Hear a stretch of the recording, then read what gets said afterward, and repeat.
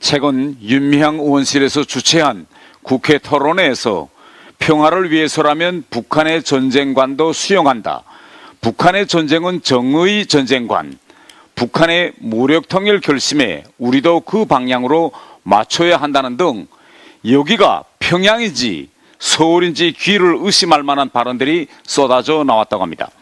토론회에선 대한민국을 지키는 마지막 보루인 한미동맹 체제에 대한 불만의 목소리도 쏟아져 나왔다고 합니다.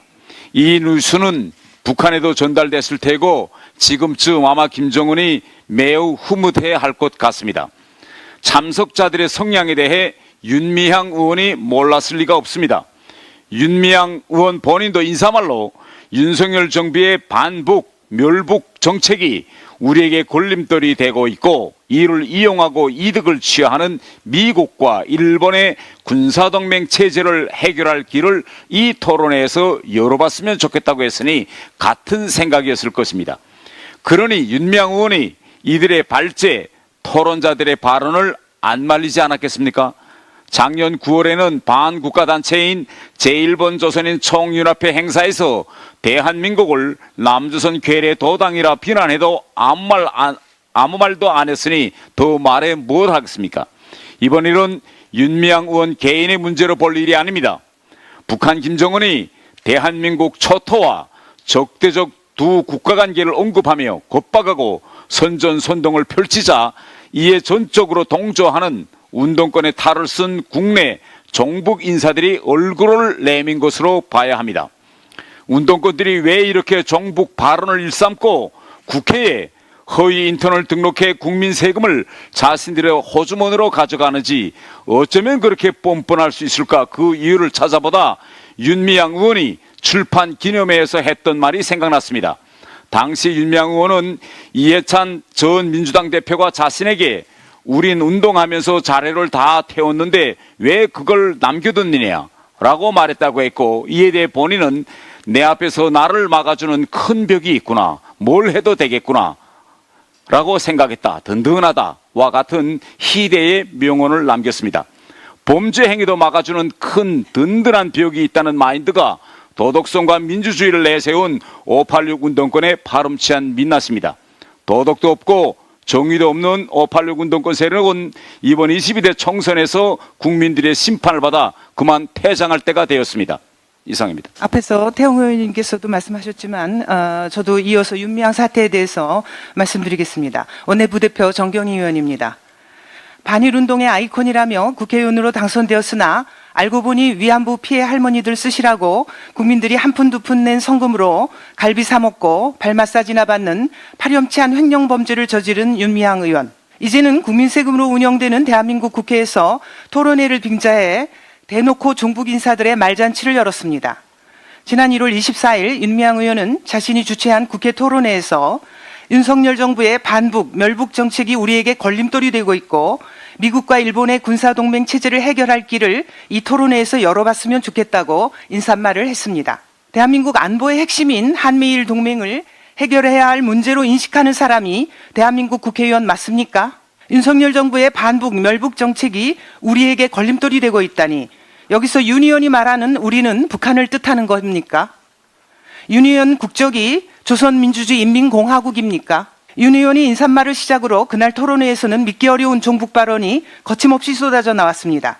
특히 첫 번째 발제자 김광수 씨는 평소 6.25 전쟁은 남침이 아니라 통일전쟁이라고 주장해 국가보안법 위반으로 이미 2번이나 구속된 바 있는 인물로 이날 토론회에서도 북한의 전쟁은 영토 완전 정복을 통해 수복하겠다는 정의의 전쟁관이라며 북이 전쟁으로라도 통일을 결심한 이상 우리도 그 방향에 맞춰야 한다. 통일전쟁으로 평화가 만들어진다면 수용해야 한다 같은 경악할 발언을 쏟아냈습니다. 2024년 새해 벽두부터 유사시 핵을 동원해 남조선 전 영토를 평정하겠다고 협박한 북한 김정은의 망언에 동조하는 발언이 국회 공개석상에서 나온 겁니다. 김광수 씨의 이런 발표가 끝나자 현장에서는 박수까지 터져 나왔다고 하니 대한민국 국회가 김정은에게 충성 맹세를 바치는 종북의 경연장이 되고 만 것 아니겠습니까? 윤미향 의원의 친북 성향은 작년 9월 반국가단체로 북한의 해외 조직이나 다름없는 친북단체 조총련이 주최한 간도학살 추모 행사에 참석한 것에서 이미 드러난 바 있습니다. 대한민국 국회의원 신분으로 친북 활동에 앞장서는 것도 모자라 이제는 국회까지 종북 인사들의 놀이터로 전락시킨 것입니다. 이뿐이 아닙니다. 윤미향 의원의 주변에는 국가보안법을 위반한 친북 인사들이 줄줄이 포진해 있습니다. 윤미향 의원의 남편 김삼석과 시누이 김은주는 이른바 남매 간첩단 사건의 당사자로서 남편 김삼석은 국가보안법 위반으로 징역 4년을 선고받고 복역한 바 있습니다. 윤미향의 시누이 김은주의 남편 최기영 역시 2006년 적발된 간첩 사건인 1심회 사건으로 징역 3년 6개월을 선고받은 자입니다. 윤미향의 전 보좌관 또한 2016년 베트남에서 북한 공작원과 접선한 정황이 포착되어 국가보안법 위반 혐의로 국정원의 내사를 받았습니다. 이 모든 것이 우연이겠습니까? 윤미향 의원은 국회의원 신분을 악용해 대한민국 국회에서 북한의 전쟁에 의한 무력 적화 통일을 평화로 인식하고 그것을 수용할 필요가 있다는 반체제 망언이 남발되도록 만든 것입니다. 이 행태만으로도 윤미향 의원은 대한민국 국회의원 자격을 이미 상실한 것이나 다름없습니다. 경찰에 요구합니다. 윤미향 의원을 비롯해 이 토론회와 관련된 20여 개 종북 단체의 국가보안법 위반 혐의를 즉각 수사하십시오. 더불어민주당에 요구합니다. 윤미향 의원처럼 명백한 종북 인사를 공천해서 대한민국 국회의원으로 만든 더불어민주당은 이 사태에 대해 국민께 사과하고 응분의 책임을 지십시오. 대법원에 촉구합니다. 위안부 피해 할머니들을 위한 성금을 횡령한 파렴치한 범죄로 2심에서도 징역형을 선고받은 윤미향 의원에게 대법원은 아직도 3심 판결을 내리지 않고 있습니다. 그러므로 윤미향이 계속해서 국회의원직을 유지할 수 있게끔 한 대법원은 이 사태에 대한 책임에서 결코 자유로울 수 없습니다. 하루빨리 사법 정의를 실천해 국민 앞에 당당한 대법원의 모습을 되찾으십시오. 이상입니다. 네, 보건복지위원회 강기훈 간사입니다. 어제 첨단재생 바이오법이 국회 본회의를 통과해 국내에서도 줄기세포 치료 등 첨단 재생으로 치료를 받을 수 있는 길이 열리게 되었습니다. 첨단 재생 바이오법은 2019년 제정되어 2020년 8월부터 시행되었으나 특정 질환에 제한되고 연구 이후에는 환자 치료에 이용할 수 없어서 지난 3년간 승인된 임상 연구는 37건, 연구 대상자는 665명에 그쳤습니다. 그 결과 환자 수요가 많은 영역은 매년 수십만 명이 해외 원정 치료를 양산했고 국내 음성적 시술의 비대화가 지속되었지만 제품화는 2020년 이후 국산 치료제 승인이 없었습니다. 윤석열 정부는 이러한 문제를 인식하고 고령층 어르신들을 비롯한 국민들의 건강권 확보와 함께 삶의 질 향상을 위해 불필요한 규제를 혁신하고자 작년 3월에 바이오 헬스 규제 혁신 과제로 선정하고 방안을 마련해 첨단재생 바이오법 개정을 추진해 왔습니다. 첨단재생 의료는 줄기세포 치료, 유전자 치료, 인공장기 등을 포함하는 미래 의료의 핵심 기술입니다. 어제 개정안이 본회의를 통과하여 중대, 희귀, 난치 질환자가 첨단재생 의료 치료를 국내에서도 받을 수 있게 되었을 뿐만 아니라 임상 연구에 대한 제한을 없애 바이오 산업계의 오랜 수건이 획기적으로 해결됨에 따라 K바이오 활성화를 기대할 수 있게 되었습니다. 정부는 본회의를 통과한 첨단재생 바이오법 개정에 대한 내용을 차근차근 잘 준비해 K바이오 생태계를 조성하고 산업을 활성화시키고 국민들에게 안전성과 유효성이 확보된 첨단재생 바이오 치료를 받아 삶의 질이 향상될 수 있도록 시행에 만전을 기해 주시기 바랍니다. 이상입니다. 거방위 간사 박성중 의원입니다. 몰래카메라 사기 취재를 자행한 최재형 목사, 통일TV 슬립에 북체제 찬양 선전하는 이적 표현물을 버젓이 송출했습니다. 이것은 국가보안법 위반입니다. 국가보안법 위반 통일TV 슬립에 관련된 민주당 핵심 인사들을 색출하고 방심면 유튜브에 버젓이 남아있는 이적 영상물을 즉각 심의해서 삭제 조치하기 바랍니다.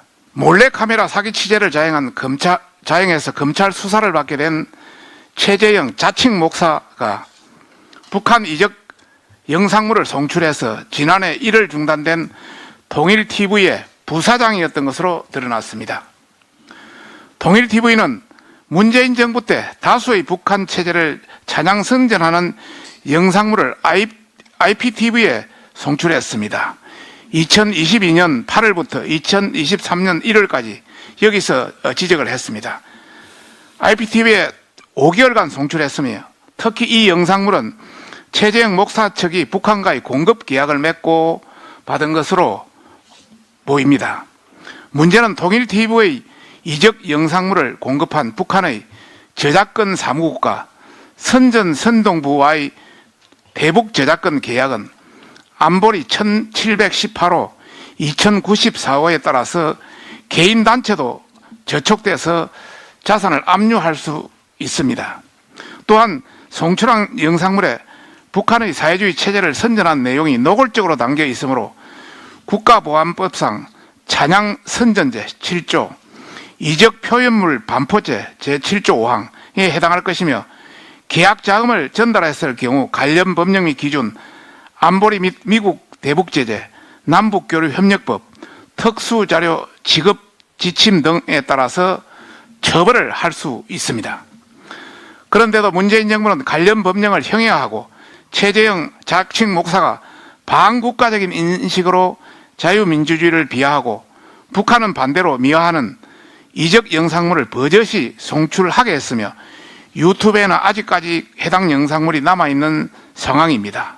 유튜브에 남아있는 해당 영상물에 보시면은 통일TV 이렇게 만화부터 또 북한의 어떤 그 체제 선전물을 우리의 어떤 경제 선동 활동으로도 표현하고 있고 또 북한의 어떤 경제 선동대를 북녘의 예술단이라 표현하고 있고 또 각각의 어떤 이런 동영상이 남아 있습니다. 다시 한번 말씀드리면 이러한 국가보안법 위반 행위를 서슴지 않고 저지른 자의 신뢰할 수 없는 일방적 주장과 몰카 사기 취재 영상을 공익 제보인 양 그대로 국민에게 전달한 민주당과 좌파 세력들은 정말 석고대죄해야 할 것입니다.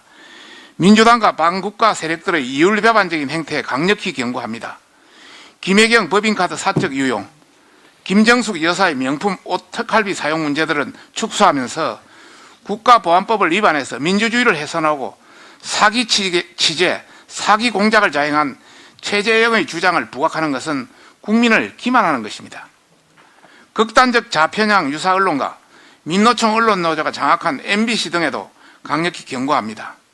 조폭들이나 하는 짓을 저지른 서울의 소리와 최재형 목사가 제공한 불법 취재물을 무분별하게 사용한 것은 민주주의를 지탱하는 제4부인 언론이기를 포기한 것이라 다름없습니다.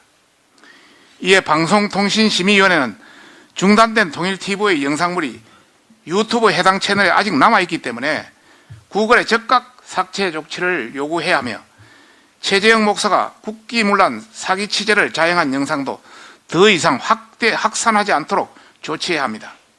아울러 통일TV 설립에 연루된 문 정부의 핵심 인사들이 국가보안법 등의 관련 법령을 위반한 것에 대해서 엄단 수사할 것을 관계기관, 검, 경, 국정원, 외교부, 통일부 등에도 강력히 촉구하는 바입니다.